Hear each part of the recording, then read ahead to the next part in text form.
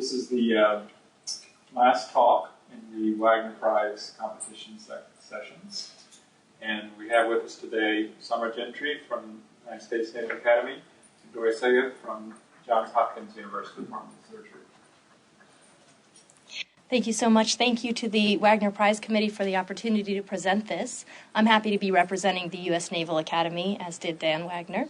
And in a few minutes, I'm going to present Dory's transplant surgeon, and he'll tell us a little bit about the existence of geographic disparities in access to liver transplant around the country and why it's been so difficult to address this problem.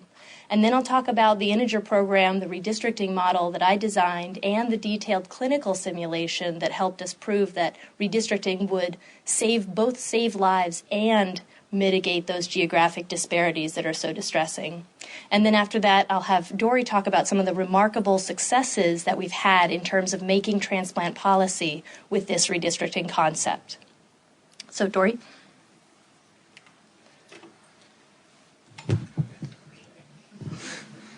I was told that this is as gory as I can get. So this is a liver. And there are about 16,000 people waiting on a long list for one of these. So I want to start by telling you about an email I got a few years ago. It's actually an email I get on quite a regular basis. So a young man from San Francisco emailed me in desperate need of a liver. His significant other tried to be a living donor, but was not medically eligible. He was getting sicker day by day and was desperate for any advice I could give him about the deceased donor waiting list. I told him to move. Why did I tell him to move? So let's step back for a second and talk about liver allocation in the United States. So the U.S. is divided into 57 donor service areas, DSAs, and this is the first unit of allocation. So when an organ becomes available in the DSA, it goes to the person listed in that DSA who has the highest MELD, or the model of end-stage liver disease. MELD predicts your probability of death in the next 90 days. So basically, we're allocating a liver to the person who's currently most likely to die without that liver. Unfortunately, where you live also determines if you live. So as you can see, the higher your MELD score, so that's here on the x-axis, the higher chance you have of getting a transplant in the next 90 days. That's here on the y-axis. But the problem is the range is very wide, and this is the range according to donor service area. So the range depends on where you live. So for example, if your MELD score is in the 38 to 39 range, you're very sick and you need a transplant desperately. If you live in some areas in this country, you have an 18% chance of getting transplanted in the next 90 days. If you live in other areas, you have an 86% chance of getting transplanted in the next 90 days. And this is problematic, obviously, because it translates directly to your probability of dying on the waiting list. So for those same desperate people with the MELD of 38 to 39, if you live in some place in this country, you have a 14% chance of dying in the next 90 days. If you live in another place, you have an 82% chance of dying. And the whole range spans according to the country. These geographic disparities are in clear violation of Congress's decree in 1998 that neither place of residence nor place of listing shall be a major determinant of access to a transplant. Now, I told you about DSAs. DSAs are nice because they allow a handful of hospitals to work closely together to improve organ donation. But it turns out that the only way to make allocation more fair is to share across larger areas where supply and demand can be better balanced. Now, we don't want those areas to be too large, like the entire country, because we worry about cold ischemia time. And there's sort of a threshold for cold ischemia time. We don't want the organ to be out of the body for too long because then the outcomes can start to deteriorate. So you need something bigger than a DSA, smaller than the entire nation. Interestingly, the second unit of allocation in the U.S. is grouping the DSAs into 11 regions. Now, the transplant community considered sharing across these regions instead of the smaller DSAs, but unfortunately the regions are this sort of historical artifact, were never designed for any specific person and purpose, and actually were certainly never designed for fair allocation. And it turns out that if you model sharing across the current regions, it actually makes the current geographic disparities worse, not better than the local system. So in the late 90s, the transplant community tried to redraw the map with an eye to balancing supply and demand. The problem was with every proposal, sort of in ad hoc proposals, there were clearly winners and there were losers, and this caused the famous liver wars of the 1990s. These wars shifted the focus from the patient to the transplant center, and they escalated to lawyers and lobbyists and media and other tactics that aren't sort of common or suitable for the medical field.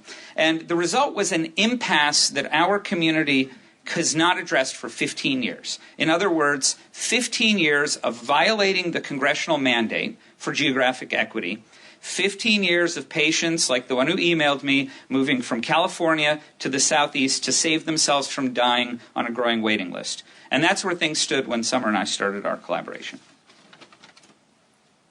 So I think for the operations research folks in the audience, we have immediately already jumped to, well, this is a redistricting problem. This is a traditional problem within operations research. There's literature going back to the 1950s, and we've all seen what these models look like for designing voting districts, for designing school districts. So I think what you'll see in a few moments when I talk about the equations that go into this integer program is that there aren't any sort of mathematical surprises, but actually our real contribution here is in working with the transplant community to formulate a model that is utterly transparent and understandable to them and relevant to the questions they're really asking about designing liver allocation systems, and that can answer their questions in a detailed way so that they can actually generate buy-in for changing the way that livers are allocated. So we're going to partition the DSAs into new districts using an integer program that we solve with OPL-Cplex. And after that step, we'll test those district maps with a discrete event simulator called the Liver Simulated Allocation Model. And once we group the DSAs, we're going to preserve the DSA boundaries because those are organizations that have sort of generated these areas for a long time. But we're going to group the DSAs differently into sharing districts, making the assumption that redistricting will shift the first unit of allocation to be the district. The liver will go to the sickest person anywhere in the district, the person with the highest MELD score. It's not that no one else was interested in redistricting or looking at improving liver allocation. The Institute of Medicine was actually asked to address this problem in 1999, and all they could say was that they believed the allocation units should contain 9 million people. But they weren't able to guide the choice of which 9 million people to balance the supply and the demand in the areas that they would create. There's work by Kong et al. They maximized a pure efficiency metric that does something like balance the loss in viability of an organ when it has to go very far away against maybe some idea that within a very small region, you might not be able to find any candidate who is a compatible match for a certain liver that's available, and that then it would be wasted. This actually doesn't match biologically.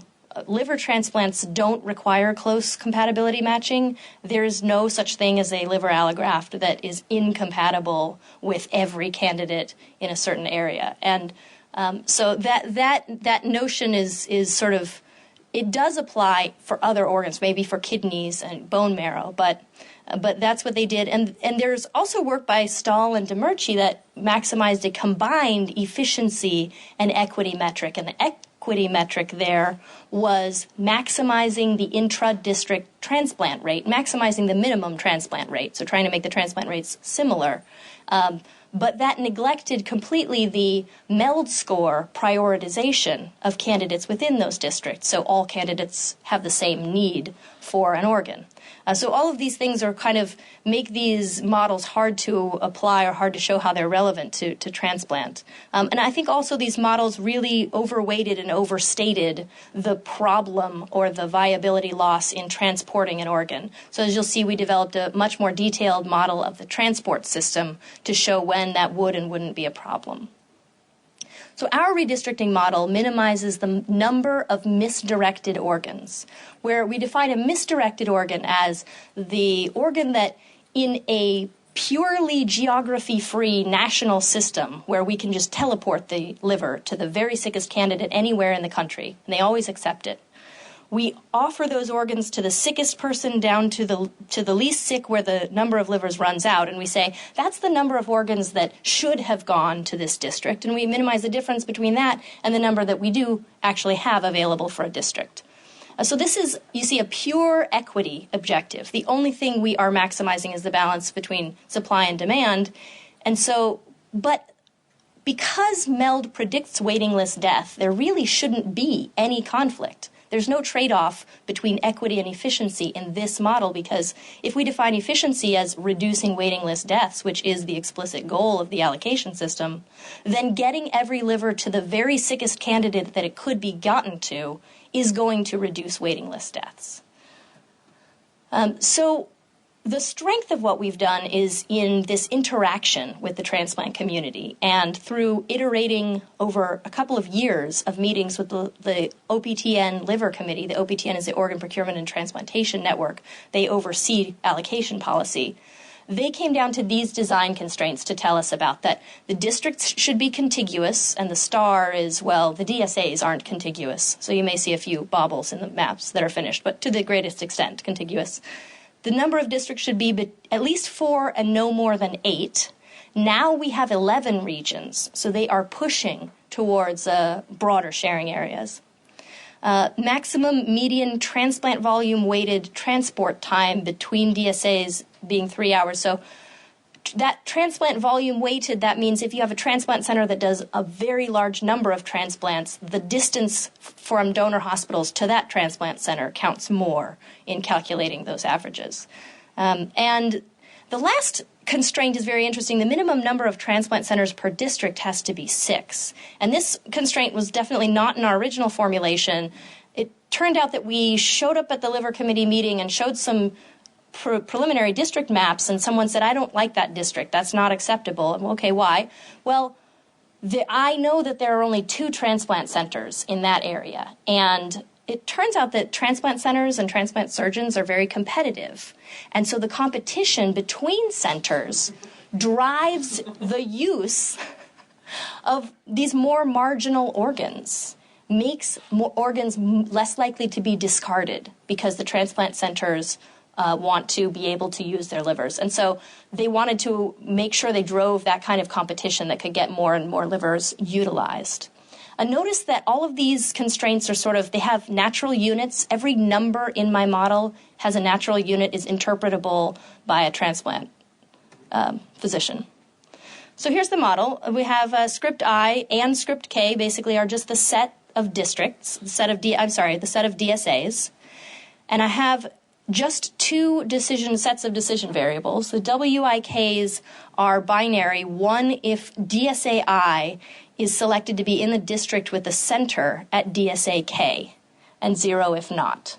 And then the YKs keep track of which DSAs K are district centers. So we're going to select a subset of the DSAs to be the district centers, and that's a decision within the optimization model. The other things are parameters. So we have number of transplant centers, number of donors, the number of donors that should go to a certain area, the volume-weighted distance and transport time both come into this model. So here's our objective. We minimize the number of misdirected livers. So inside the absolute value signs, we have the number of misdirected livers for District K, and we add that up over all of the districts. Then every DSA is assigned to 1 district. And if DSA K is assigned as a district center, then I want YK to be 1. The number of districts is n. Now, we adjusted that n to offer the committee different alternatives, a 4-district map, a 6-district map, an 8-district map. And the second constraint is that minimum number of transplant centers per district must be at least H bar that I was describing. The maximum transport time from each district to the district center constraint. And finally, this is really the compactness or contiguity constraint. These are from Daskin. The alpha ij's are 1 if DSA-I is farther away from DSA-K than it is from DSA-J. So this says, now if YJ is 1, then that means that J is a district center. So that right-hand side is going to be 0, and that's going to say that I have to make sure that no DSA-I is assigned to a different district center if it's farther away. So that basically every DSA is assigned to its nearest center. So here's an example of an 8-district map that we designed. Now, these are not super computationally challenging. They do take an hour or two to run on a standard PC, but we didn't run into any barriers beyond that. 4-district map that we designed. And we wanted to test these in a much richer discrete event simulation model of allocation, because the optimization model is taking this dynamic process where people get sicker and then they get healthier and they drop out of the waiting list and they die, and boiling it down to there are these many patients and these many organs, and that doesn't happen. Those don't happen at the same time.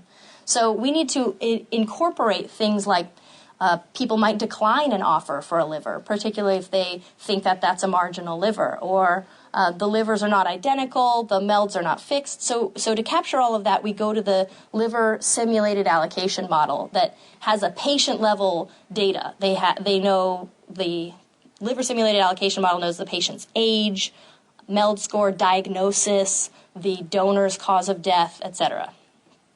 So here's a schematic of the liver simulated allocation model. Here you see the patient's meld status being updated. So we changed, people get sicker, people get better. We have here patients arriving and organs arriving, and the allocation being determined by whatever redistricted plan we're testing. It's very important that we also have the accept decline module, that some liver offers are declined, but then you offer the liver to someone else. And that people on the waiting list, if they get sick enough, they may die or be removed from the waiting list for being too sick to transplant. And all of these are decided at an individual patient level, comorbidities, etc. Now, this model existed before we got involved in this work, but we had to expand it in lots of ways. We went from a fixed patient set to a resampling scheme that allowed us to both get confidence intervals on our estimates and also run this simulation for much longer, over a 5-year period. We also added to it a model for transport time, because I've described that transporting the organs for a very long time was a barrier, and also a cost model, because people feared that redistricting would just cost too much. So we added those things and integrated them with the liver simulated allocation model.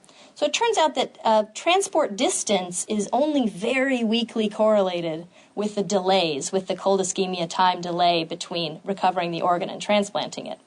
The only part of that delay that's attributable to allocation is how long it takes to get from the donor hospital to the transplant center, and that's usually less than 20% of the delay. So we geolocated the transplant centers' addresses and the airports that they use for these charter flights to get the organs where they're going. We used Google driving directions to get drive times. We also have flight times and the driving to the airports. And then we have a decision module in there that says, will this organ be driven or flown to its destination? We also created a detailed cost model, because those charter aircrafts are expensive and the cost depends on how far you have to fly. We wanted to also consider the costs of taking care of those patients, because the high meld patients are very sick and they cost a lot to take care of, to maintain in that state. They get readmitted to the hospital, they're in the intensive care unit, and so there may be savings to be reaped from getting those high MELD patients transplanted earlier so that we are not having them stay on the waiting list, accumulating all those costs. So here are some of the impacts we predicted. On the leftmost column, you see that this is the optimization objective this is a purely local system, regional sharing in the existing 11 regions, fully national, and then a 4 or 8 district redistricted system. And you can see in the standard deviation of median MELD, that is, how much does the median MELD at transplant differ from DSA to DSA? So this is recapturing the dynamic nature of what's going on in liver allocation. So this is, I would say, a more transplant-friendly metric of geographic disparity in terms that people are used to thinking of, well, what does my MELD score have to get to before I might be able to get a liver offer? And you can see that, as Dory alluded to, the local allocation that we're doing now is actually better. Regional allocation within our not well-designed 11 regions would make geographic disparities worse, paradoxically. And you can also see that in the national system, this 1.66 is sort of like a lower bound of achievable reduction in disparity. So the 4 and 8 district systems have much less of this disparity between how people are treated based on their zip code. And remember that, again, I optimized a pure equity metric, but I said I think this will do well on efficiency also. So on the far right, you have the net waitlist deaths. Waitlist deaths prevented by going to a redistricted system. You see hundreds of lives saved over 5 years using these systems. Here's another way to look at disparity. All of the pink areas are places where people can get transplanted now at very low MELDs. And all of the red areas are places where people can have to be very, very sick to get a liver offer.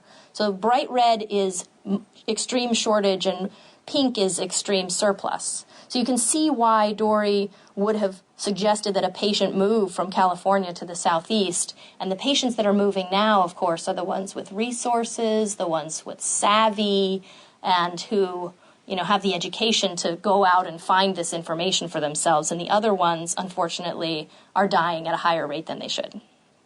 And here's the same map for fully regional sharing in our existing 11 regions that don't do a very good job of reducing disparity. You can see things don't really get any better. In a few places, things get worse.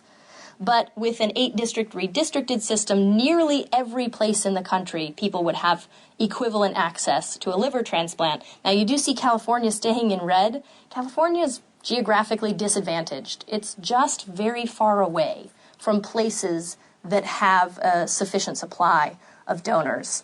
And with the transport time constraints that we had, we really weren't able to find maps that resolved the problem in California.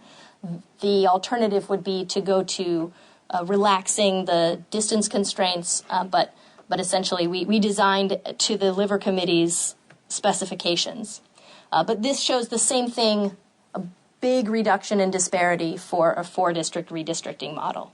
And the transportation time, which everyone had been suggesting was a big reason not to go to redistricting, turns out to be much ado about nothing, because the current system has a median of 1.5 hours of transport time, and we predicted that that would only increase about half an hour, even in the most extreme redistricting scenario at median. And so the half an hour, that's really not much when most livers are enduring 6, 7, etc. hours of cold ischemia time. It's just not significant, even though the distance that the livers went increases a lot, mostly because instead of driving, we would have to fly a lot of those livers. Well, that would cost something. It would cost about $65 million more to fly those organs to where they're actually needed, rather than using them locally where they can be driven.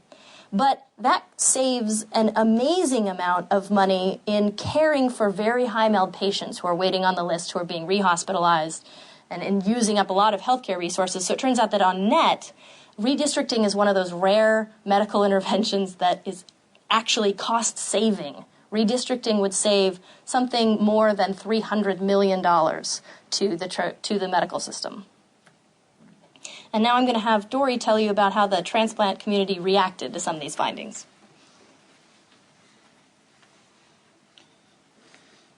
So the first presentation of this, Summer gave at a plenary session to several thousand transplanters at the American Transplant Congress in May 2011. This got the attention of a lot of the groups involved in transplant policy, including the Organ Procurement and Transplantation Network, the OPTN, which Summer told you about, which is actually a government agency entirely responsible for all organ allocation in this country. So if they pass a policy, that's what happens nationally. They work under HRSA, and they're the final say in all national allocation. So they got interested in this, and this inspired them to resolve several things at their board about a year later. And a year is actually a very short timeline for OPTN to resolve anything. If you can draw the analogy to Congress, you might get a sense of it. One of the things that they resolved was that the existing geographic disparity in allocation of organs for transplant is unnecessarily high, or unacceptably high. This was the first time that this sort of 500-pound gorilla was ever actually addressed in writing since the 1998 congressional mandate. The board directed the organ-specific committees to define the metric of fairness and any constraints for each organ system and gave them a timeline for doing so. And the liver committee sort of led this effort because this is the area that we were working on, and the area sort of most closely tied to deaths versus getting liver offers. The board also requested that optimized systems utilizing overlapping versus non-overlapping boundaries be compared, including using or disregarding current DSA, region boundaries, and allocation, etc. Although clearly the initial bent was to maintaining the DSA structure for the advantages that I told you about, that the DSAs are these closely knit communities working together to improve organ allocation. Immediately, the Liver Committee took this up and made this their top priority for 2013 to 2014. So here you see what they called liver distribution redesign modeling. That's basically, they didn't want to use the word gerrymandering. But essentially, they decided to work for 2 full years on this. And this culminated in April of 2014 in a unanimous vote by the Liver Committee to take the proposed plans for public comment. And basically that's the last step before something becomes policy. Is you write a policy document, you get public comment, and then you give it to the OPTN board to vote on. And this is a quote from David Mulligan, who's the chair of the OPTN Liver Committee, giving you a sense of what this meant to the liver community. So in short, the unanimous vote taken on April 1st that sent 2 optimized redistricting plans forward for public comment was unprecedented. I could not have imagined that every single member of the Liver Committee, including members representing transplant centers that are expected to do fewer transplants as a result of redistricting, would vote in favor. And why is that? It's because they weren't voting on an ad hoc map. Because obviously if they're looking at a map, they'll say, well, my center doesn't benefit from this, and that's hard to vote for. But they were voting on principles that fed into the optimization. And so they were voting that it is important to reduce geographic disparities. It is important to have a certain number of districts, to have a certain number of centers within those districts. If you agree on the inputs, then the optimization is this beautiful link and this sort of inextricable link that tells you, with these priorities that you've chosen, this is the way the map should look. In September of this year, after that Liver Committee vote, the OPTN held a public forum. It was the largest public forum that the OPTN had ever held, and basically almost every single member of the Liver Committee was either there in person or was there online participating, because this is a change that would obviously have huge impacts on the transplant community. And what we've done, OPTN put together a nice video sort of summarizing this forum. We have a video clip of that, and so I think why don't you play that summary? Sure. I'm going to aim the mic at the speaker here so you get that on the video.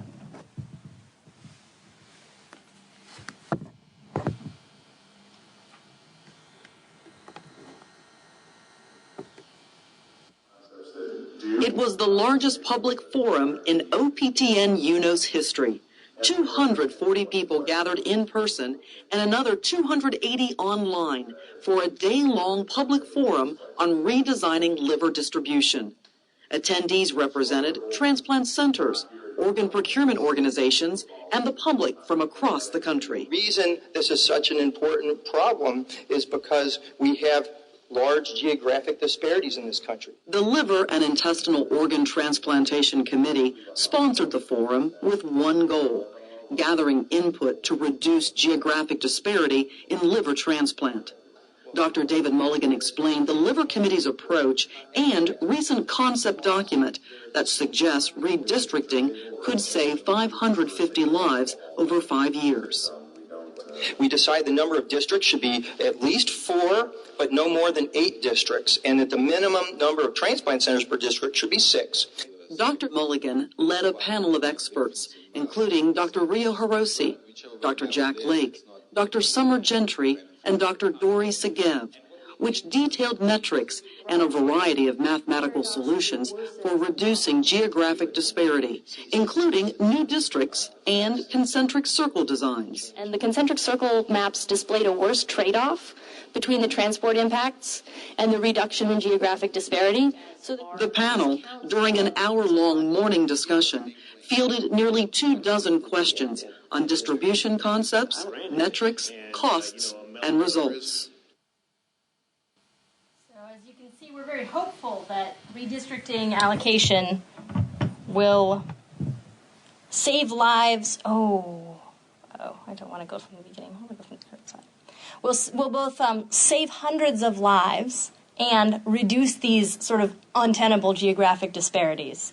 But I wanted to go a little bit further and sort of describe what I think are the lessons from this project for implementing OR solutions in healthcare, which I think has been one of the areas a little bit resistant to OR-type modeling. One of them is that your optimization models should always be transparent and not have betas and alphas floating around that don't have units that are sort of, well, you set this somewhere between 0 and 1. You can enable decision makers with optimization to focus on what are the goals of my system rather than looking at detailed implementation level questions and where they can critique this ad hoc policy. And when we did the optimization, we made things extremely simple as they had to be for us to solve the redistricting model, but then we used simulation to bring that realistic clinical detail back in so that you could get buy-in by offering these detailed results to clinicians. And the last thing I think is that we developed credibility through being engaged with the transplant community over many years. Our first project in optimization in transplant was optimizing kidney exchange. We wrote the first paper on maximum edge weight matching in grafts for kidney exchange in 2005. Many papers followed, and even an act of Congress explicitly legalizing kidney exchange, which might not have happened if we hadn't been able to provide simulation results showing how many kidneys might become available through this. And we had been working with the OPTN through all of those years on creating its national kidney registry. We donated our software to that effort, etc. So that is really what led the Liver Committee to be able to invest in us, to spend all of this time. And we want to thank all the physicians and the representatives on that committee for everything that they did to help shape these results. And I'll say, while I'm saying thank you to my other colleagues at the Scientific Registry for Transplant Recipients and to the Epidemiology Research Group in Organ Transplantation, particularly Eric Chow, Alan Massey, and Corey Wycliffe. Thank you.